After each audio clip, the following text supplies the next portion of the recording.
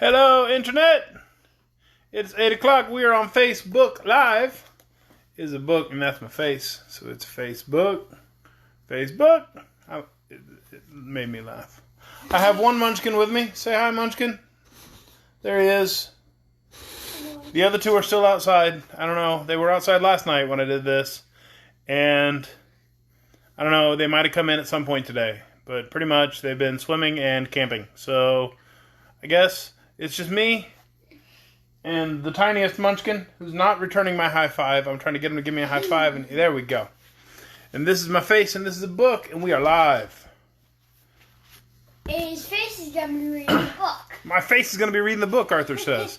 He wasn't sure. He thought maybe you were concerned my elbow was going to read the book. But it'll be my face the whole time. And we are ready for chapter, I believe this is chapter 11, called A Nickel-Plated Emperor. Last night, our group of, I guess, heroes or travelers, whatever, got themselves out of the river, got all dried off, and came close to the country of the Winkies, and then they all took a nap because it was dark. Well, Tip took a nap, and everybody else kind of watched him take a nap because Tip's the only one who sleeps, apparently. So tonight's chapter 11, A Nickel-Plated Emperor. Tip awoke soon after dawn, but the Scarecrow had already risen and plucked with his clumsy fingers a double handful of ripe berries from some bushes nearby. These the boy ate greedily, finding them an ample breakfast, and afterward the little party resumed its journey. After an hour's ride, they reached the summit of a hill from whence they espied the city of the Winkies, and noticed the tall domes of the Emperor's palace rising from the clusters of more modest dwellings. The Scarecrow became greatly animated at this sight, and exclaimed, "How delighted I shall be to see my old friend the Tin Woodman again! I hope that he rules his people more successfully than I have ruled mine." "Is the Tin Woodman the Emperor of the Winkies?" asked the horse. "Yes, indeed. They invited him to rule over them, soon after the Wicked Witch was destroyed, and as Nick Chopper has the best heart in all the world, I'm sure he has proved an excellent and able emperor." "I thought emperor was the title of a person who rules an empire," said Tip, "and the country of the Winkies is only a kingdom." "Don't mention that to the Tin Woodman," exclaimed the Scarecrow earnestly. "You would hurt his feelings terribly. He is a proud man, and as he has every reason to be, and it pleases him to be termed emperor rather than king." "I'm sure it makes no difference to me," replied the boy. The sawhorse now ambled forward at a pace so fast that its riders had hard work to stick upon its back, so there was little further conversation until they drew up beside the palace steps. An aged Winkie, dressed in a uniform of silver cloth, came forward to assist them to alight. Said the Emperor to this personage, "Show us to your master at once, the Emperor." The man looked from one to another of the party in an embarrassed way, and finally answered, "I fear I must ask you to wait for a time. The Emperor is not receiving this morning." "How's that?" inquired the Scarecrow anxiously. "I hope nothing has happened to him." "Oh, no, nothing serious," returned the man. "But this is His Majesty's day for being polished, and just now his august presence is thickly smeared with putz pomade." "Oh, I see," cried the Scarecrow, greatly reassured. "My friend was ever inclined to be a dandy, and I suppose he is now more proud than ever of his personal appearance." "He is indeed," said the man with a polite bow. "Our mighty Emperor has lately caused himself to be nickel-plated." "Good gracious!" the Scarecrow exclaimed at hearing this. "If his wit bears the same polish, how sparkling it must be! But show us in. I'm sure the Emperor will receive us, even in his present state." "The Emperor's state is always magnificent," said the man. "But I will venture to tell him of your arrival, and you will receive his commands concerning you." So the party followed the servant into a splendid anteroom, and the sawhorse ambled awkwardly after them, having no knowledge that a horse might be expected to remain outside. The travelers were at first somewhat awed by their surroundings, and even the Scarecrow seemed impressed as he examined the rich hangings of silver cloth, caught up into knots and fastened with tiny silver axes. Upon a handsome center table stood a large silver oil can richly engraved with scenes from the past adventures of the Tin Woodman, Dorothy, the Cowardly Lion, and the Scarecrow, the lines of the engraving being traced upon the silver in yellow gold. On the walls hung several portraits, that of the Scarecrow seeming to be the most prominent and carefully executed, while a large painting of the famous Wizard of Oz, in the act of presenting the Tin Woodman with a heart, covered almost one entire end of the room. While the visitors gazed at these things in silent admiration, they suddenly heard a loud voice in the next room exclaim, "Well, well, well, what a great surprise!" Then the other door burst open and Nick Chopper rushed into their midst and caught the Scarecrow in a close and loving embrace that creased him into many folds and wrinkles. Want to see a picture? I'll show you the picture. This is the Scarecrow and the Tin Woodman hugging when they see each other for the first time in a long time. Arthur, you want to look at the picture? There's the picture.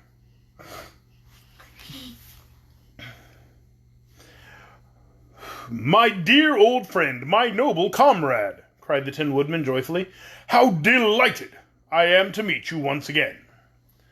And then he released the Scarecrow and held him at arm's length while he surveyed the beloved painted features. But alas, the face of the Scarecrow and many portions of his body bore great blotches of Putz pomade, for the Tin Woodman, in his eagerness to welcome his friend, had quite forgotten the condition of his toilet, and had rubbed the thick coating of paste from his own body onto that of his comrade. "Dear me," said the Scarecrow dolefully, "what a mess I'm in!" "Never mind, my friend," returned the Tin Woodman. "I'll send you to my imperial laundry, and you'll come out as good as new." "Won't I be mangled?" asked the Scarecrow. "No, indeed," was the reply. "But tell me, how came your Majesty here, and who are your companions?" The Scarecrow, with great politeness, introduced Tip and Jack Pumpkinhead, and the latter personage seemed to interest the Tin Woodman greatly. "You are not very substantial, I must admit," said the Emperor, "but you are certainly unusual, and therefore worthy to become a member of our select society." "I thank you, your Majesty," said Jack humbly. "I hope you are enjoying good health," continued the Woodman. "At present, yes," replied the Pumpkinhead with a sigh, "but I am in constant terror of the day when I shall spoil." "Nonsense," said the Emperor, but in a kindly, sympathetic tone. "Do not, I beg of you, dampen today's sun with the showers of tomorrow, for before your head has time to spoil, you can have it canned, and in that way be preserved indefinitely." Tip conversation was looking at the Woodman with undisguised amazement, and noticed that the celebrated Emperor of the Winkies was composed entirely of pieces of tin, neatly soldered and riveted together into the form of a man. He rattled and clanked a little as he moved, but in the main he seemed to be most cleverly constructed, and his appearance was only marred by the thick coating of polishing paste that covered him from head to foot. The boy's intent gaze caused the Woodman to remember that he was not in his most presentable condition, so he begged his friends to excuse him while he retired to his private apartment and allowed his servants to polish him. This was accomplished in a short time, and when the Emperor returned, his nickel-plated body shone so magnificently that the Scarecrow heartily congratulated him on his improved appearance. "The nickel plate was, I confess, a happy thought," said Nick, "and it was the more necessary because I had become somewhat scratched during my adventurous experiences. You will observe this engraved star upon my left breast. It not only indicates where my excellent heart lies, but covers very neatly the patch made by the wonderful wizard when he placed that valued organ in my breast with his own skillful hands." "Is your heart, then, a hand organ?" asked the Pumpkinhead curiously. "By no means," replied the Emperor with dignity. "It is, I am convinced, a strictly orthodox heart, although somewhat larger and warmer than most people possess."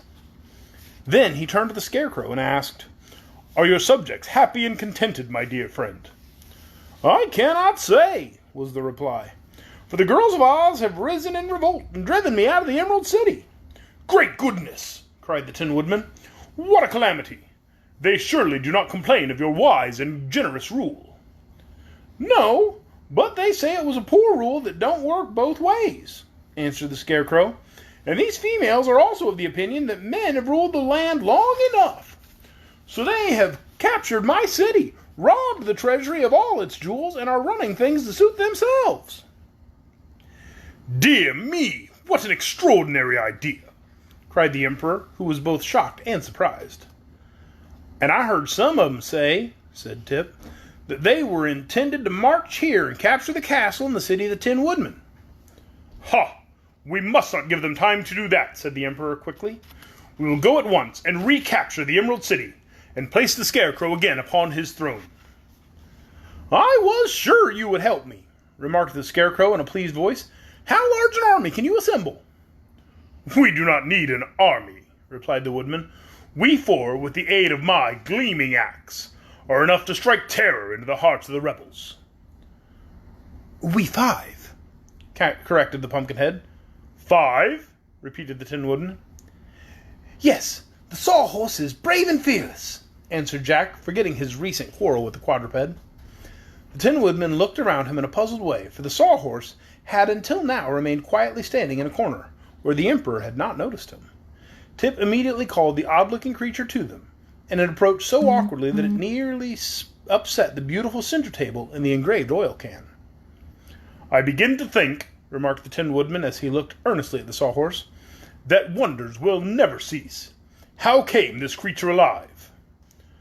"I did it with a magic powder," modestly asserted the boy, "and the Sawhorse has been very useful to us."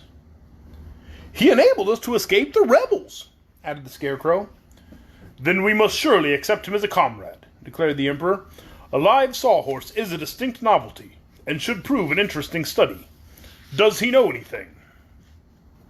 "Well, I cannot claim any great experience in life," the Sawhorse answered for himself, "but I seem to learn very quickly, and often it occurs to me I know more than any of those around me." "Perhaps you do," said the Emperor, "for experience does not always mean wisdom. But time is precious just now, so let us quickly make preparations to start upon our journey." The Emperor called his Lord High Chancellor and instructed him how to run the kingdom during his absence. Meanwhile, the Scarecrow was taken apart, and the painted sack that served him for a head was carefully laundered and restuffed with the brains originally given him by the Great Wizard. His clothes were also cleaned and pressed by the imperial tailors, and his crown polished and again sewed upon his head, for the Tin Woodman insisted he should not renounce this badge of royalty. The Scarecrow now presented a very respectable appearance, and although in no way addicted to vanity, he was quite pleased with himself, and strutted a trifle as he walked.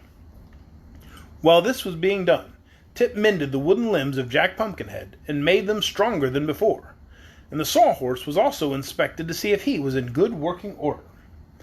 Then, bright and early the next morning, they set out upon their journey to the Emerald City, the Tin Woodman bearing upon his shoulder a gleaming axe and leading the way, while the Pumpkinhead rode upon the Sawhorse, and Tip and the Scarecrow walked upon either side to make sure that he didn't fall off or become damaged. And that is the end of Chapter 11. Tomorrow night we get to read Chapter 12, and we're going to meet a brand new character, Mr. H.M. Wogglebug T.E. You'll learn all about him tomorrow night. He's a fun one. He's definitely interesting and weird. I hope you'll join us then, 8 o'clock, on Facebook Live. Good night, everybody.